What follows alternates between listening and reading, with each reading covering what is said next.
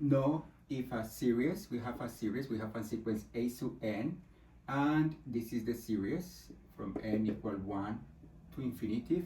And remember that this series means this sequence, s1 equal a1, s2 equal a1 plus a2, and so on.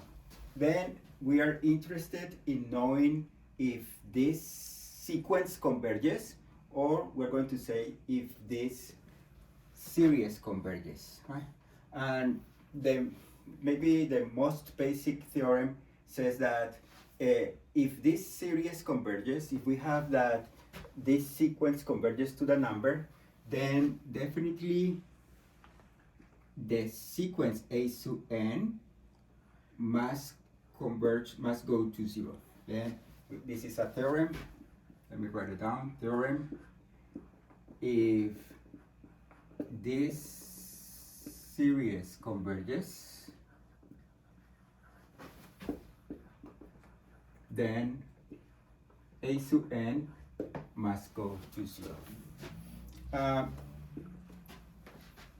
We have an example that shows that it doesn't go both ways. We may have a sequence that converges, that goes to 0, but the series related with that sequence does not converge. And this is the classical example, the sum of 1 over n.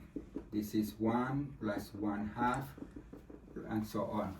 In this case, we're going to use something that is called the integral test, and I think it's a good way to introduce it. Integral test.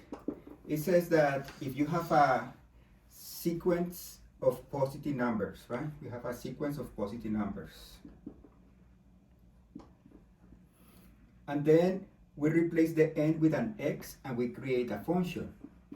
F of x equal 1 over x. You see, we have an expression for the sequence, and then we change the n with the x. We're going to assume that this sequence is decreasing. And then we have this function. And then the theorem says that if this improper integral converges, then this sequence converges. And actually this is an if and only if. And if this diverges, then this also diverges. Then let's use the integral test in this sequence. In this case, a to n is 1 over n, f of x is 1 over x. Then we want to study the integral from 1 to infinity of 1 over x dx. An observation is that here you don't need to start at 1. If you decide to start at 100, it's the same result. You don't have to start at 1. But in this case, this integral, what is this improper integral? This is the limit when b goes to infinity of the integral from 1 to b of 1 over x dx. And this is the limit when b goes to infinity. The antiderivative of 1 over x is natural log of x from 1 to b. And then this is the limit when b goes to infinity of natural log of b minus natural log of 1, which is 0.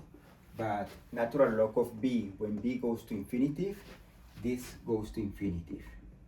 That means that this improper integral that was built from the initial sequence, this is the sequence of the nth term, this improper integral diverges, then I can say that this also diverges. The point here is 1 over n goes to 0, but that does not make this series converge. We can analyze this sequence, this series from n equal 1 to infinity of 1 over n squared. In this case, we can use the integral test. This is a decreasing sequence, and then this is the nth term. This is the nth term. This is a sequence, and then we have the series. And then the theorem says, let's replace that nth term and let's build up a function out of it. In this case, the function is f of x equal 1 over x squared. And then we need to do the integral from 1 to infinity of 1 over x squared dx. And then we're going to get that if this converges, I can say that this converges to the number. And if this diverges, we can say that this one goes to infinity, or this diverges too. Let's see, in this case, remember that the antiderivative of 1 over x squared dx is the antiderivative of x to the negative 2 dx, which is x to the negative 1 over negative 1, which is negative 1 over x. Then this integral is just the limit when b goes to infinity of the antiderivative, which is negative 1 over x, from x equal to 1 to b. And we want to compute the limit when b goes to infinity, and then this is limit when b goes to infinity of negative 1 over b minus negative 1. When x equal 1, you get negative 1, and then we are computing the limit when n goes to infinity of 1 minus 1 over b. But what happened when b goes to infinity here? When b goes to infinity, this goes to 0, and then this limit is 1. Then we have that this integral converges. And in general, we are going to see that if you have an integral like this, that if you have a sequence like this, 1 over n to the 1.3, since this exponent is bigger than 1, then this is going to converge. But if you have something like n equal 1 to infinity of 1 over n to the 0.97, if this exponent is 1 or smaller than 1, then this is going to diverge.